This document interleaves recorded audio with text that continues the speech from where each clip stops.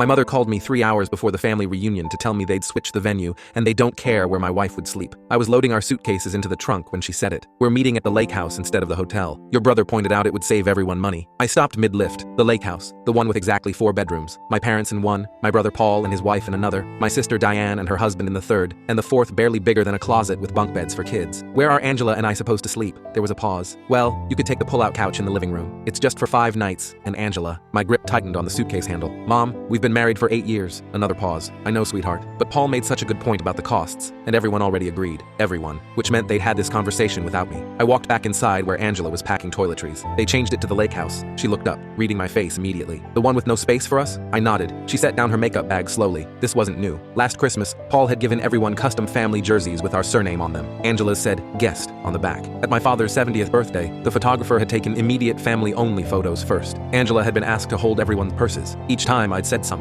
Each time my mother had explained it away. Paul doesn't mean anything by it. You know how he is. Don't make waves. Angela sat on our bed. What did you say? Nothing yet. I wanted to talk to you first. She laughed, but it was hollow. 8 years, and I'm still the outsider. I called my mother back. We need the hotel like originally planned. Her voice got that careful tone. Honey, it's already settled. Paul went to a lot of trouble organizing this. Then Paul can unorganize it. You're being difficult. It's just sleeping arrangements. It's never just anything with him, Mom. You know that. I hung up and called Paul directly. He answered on the first ring, like he'd been expecting it. Let me guess. Throwing a fit about the rooms? Why did you change the plan without asking us? Because I'm tired of everything revolving around your wife's comfort. This is a family reunion. She is family. Is she though? Can she trace her blood back to Grandpa William? Did she grow up hearing Dad's stories? That's not what makes family, Paul. It is in this family. The thing was, Paul's wife Lauren had only married 2 years ago, but Lauren came from old money, went to the right schools, fit the image Paul had been crafting since high school. Angela was a nurse who'd grown up in foster care. To Paul, she'd never be enough. I told Angela we weren't going. She tried to talk me out of it, said it wasn't worth the drama, but I was done. I called my mother and told her clearly, if the lake house is the plan, we're not coming. You can't skip your father's reunion over sleeping arrangements. It's not about sleeping arrangements. It's about Paul systematically excluding my wife, while you all pretend not to notice. He's your brother, and Angela's my wife. Which one did I choose to build a life with? My mother called my father in. I could hear him in the background.